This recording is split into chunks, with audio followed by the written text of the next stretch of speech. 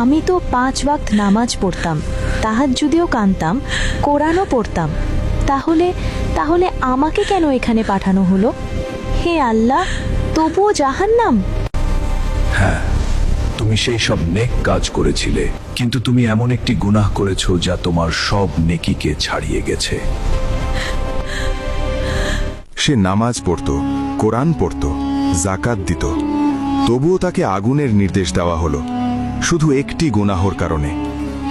কে ছিল এই মহিলা এবং সে কোন গুনাহ করেছিল? সে দেখতে অনেক ইবাদতকারী মনে হতো। সে কখনো নামাজ ছাড়ত না, তাহাজ্জুদ পড়ত, জাকাত দিত, সে যেখানে যেত কুরআন সাথে নিয়ে যেত। কিন্তু আল্লাহ তা দেখেন না যা মানুষ দেখে। তার ইবাদতের নিচে এমন একটি গুনাহ লুকিয়েছিল যা তার সব নেক কাজের ওপর ভারী হয়ে গিয়েছিল। সে নিজের জিহ্বা দিয়ে মানুষকে কষ্ট দিত। সে তার প্রতিবেশীদের নিয়ে ঠাট্টা করত, গুজব ছড়াত এবং মানুষের সম্মান নষ্ট করত। সে সেই জিহ্বা দিয়ে মানুষের হৃদয়কে ক্ষতবিক্ষত করত, যে জিহ্বা আল্লাহ তাকে নেয়ামত হিসেবে দিয়েছিলেন। সে ভেবেছিল তার ইবাদত তাকে বাঁচিয়ে নেবে। আর কিয়ামতের দিন তার নামাজ আনা হলো, তার কোরআন আনা হলো, তার সাদাকা রাখা হলো।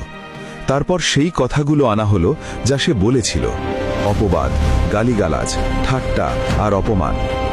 মানুষকে দেওয়া সেই কষ্টগুলো তার বছরের পর বছরের ইবাদতের চেয়েও ভারী হয়ে দাঁড়ালো। তোমার নামাজ তোমাকে বাঁচাতে পারবে না যদি তোমার জিহ্বা অন্যদের জীবন ধ্বংস করে।